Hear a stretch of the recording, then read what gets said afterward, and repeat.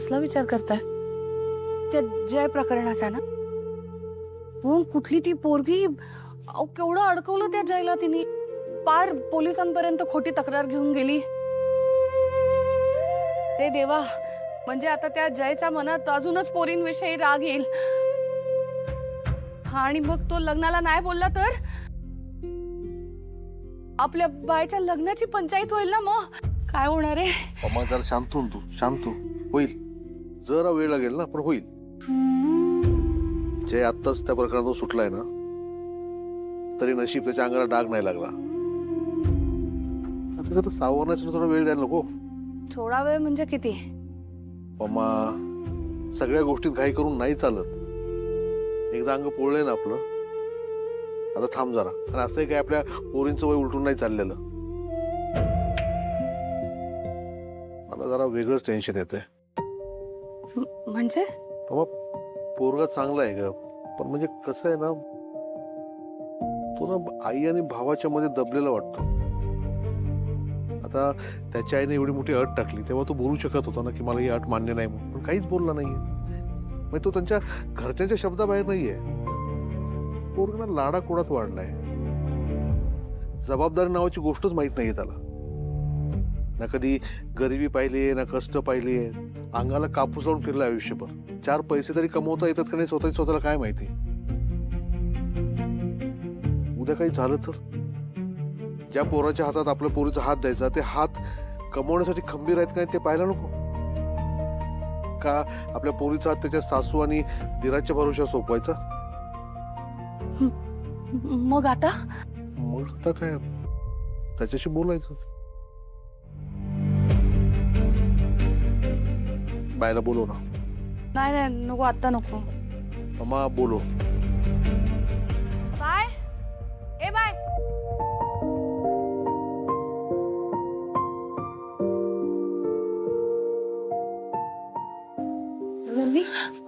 तुझ्या पप्पांना जरा बोलायचंय. बोला ना पप्पा.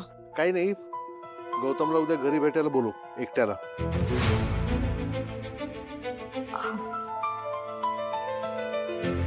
काही झालंय का पप्पा?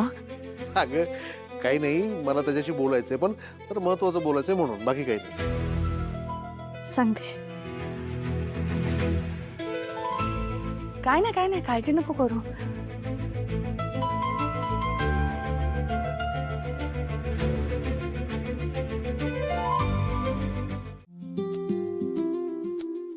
दादा गुड मॉर्निंग. Good morning. ऐक ना, मला तुझं एक शर्ट दे ना.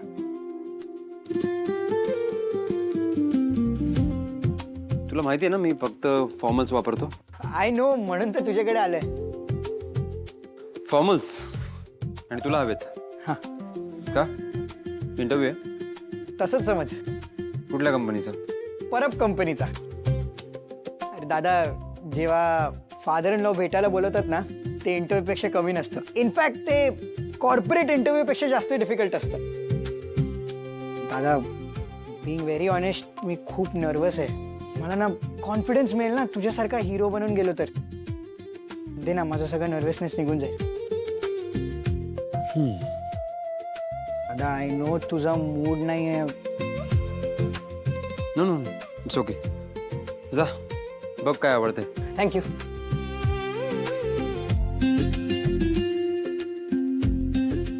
दादा, मी काल बोललो त्याचा विचार केलास का?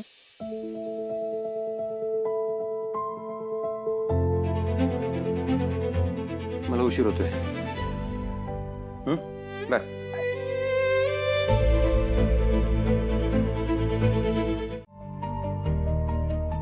कडून पैसे घेऊन संसार कसा करणार रे? अरे अडाणी अशिक्षित लोक सुद्धा पोट भरतात, मग तुझ्यासारखं पोराने का नाही करू? मला जे खटकलं ना ते मी तुला बोललो. कळतंय ना? हा, कळतंय ना पप्पा.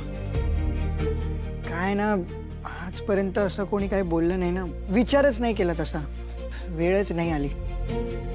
बरं झालं तुम्ही सांगितलं, रिअलायझेशन झालं मला.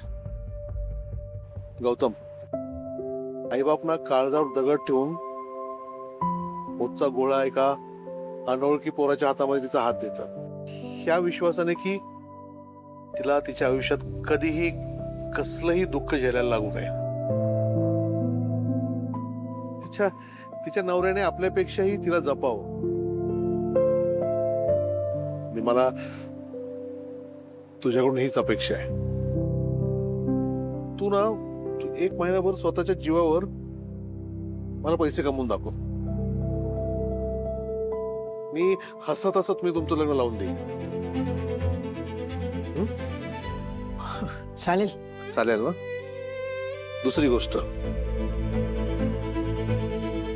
तुझ्या आईची अट तूच मला सांग. तुझा भाऊ ही तुझी आईची अट पूर्ण करू शकेल? नाही बघ, तेजस्विनीताईची काळजी चुकीची असं माझं काही म्हणणं नाहीये, पण असं किती काळ पोरीला आश्रय ठेवणार रे?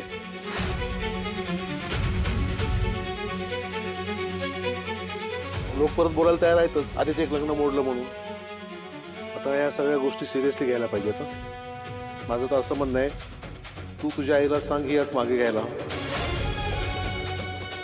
नाही तू तुझ्या भावाला लग्नाला तयार कर, पण जरा घाई कर. आणि हो, माझ्या मुलीशी लग्न करायचं असेल ना, स्वतःला सिद्ध कर. चल ठेव, देख चल.